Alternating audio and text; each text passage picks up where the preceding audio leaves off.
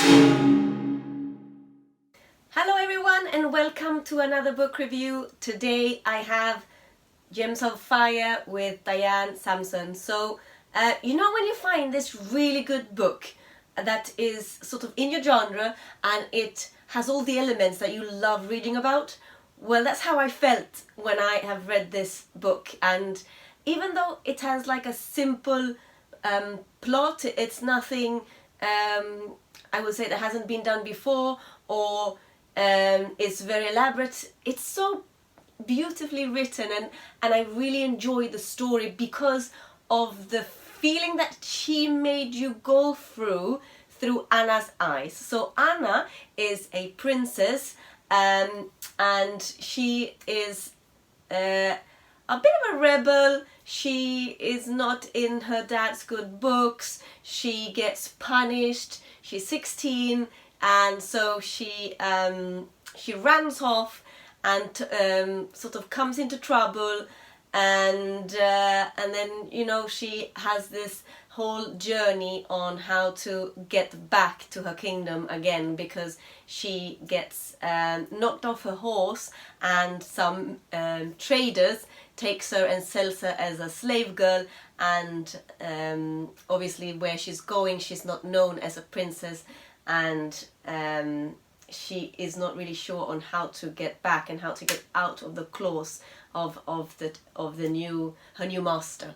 But she meets this particular man, and he is a follower of her father's, and sort of takes on the journey to take her home, and they encounter all these troubles and everything like that. So as I said, basic story, but the way she portrays Anna and the way she portrays this other man who takes her home is absolutely beautiful.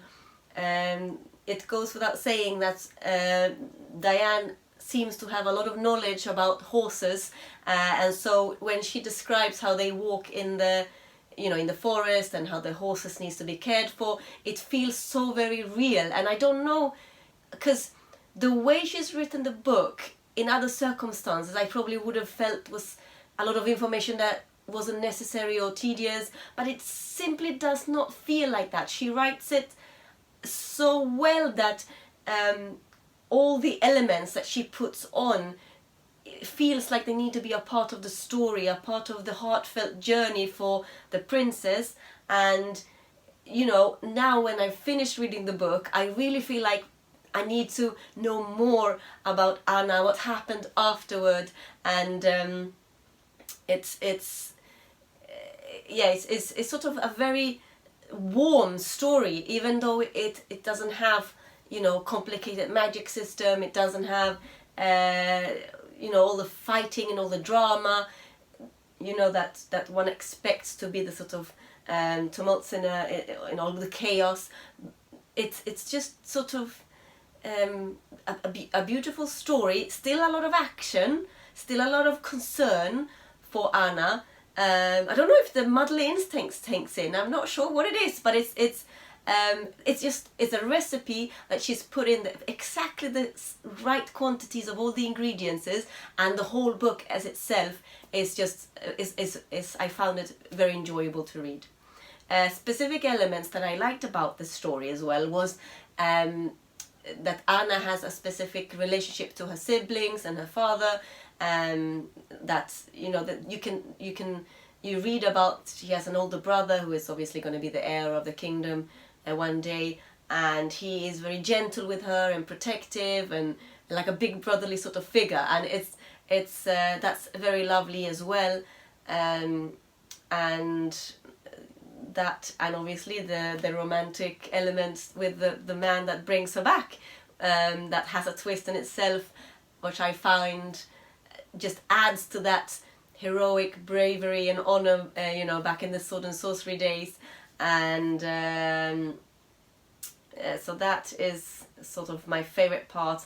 And then the sort of his honor and how things goes on. I don't want to tell you too much about this book. This is a book you need to read yourself if you like this sort of style of a book. It says to be a young adult fantasy.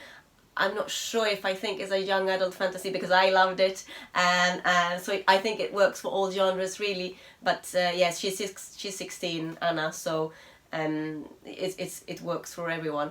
And then a little favorite part as well is in the end about a promise ring, and I won't say more about that. But my heart was just pounding so hard and felt so warm when I put the book down. So a lovely read. I would highly recommend it.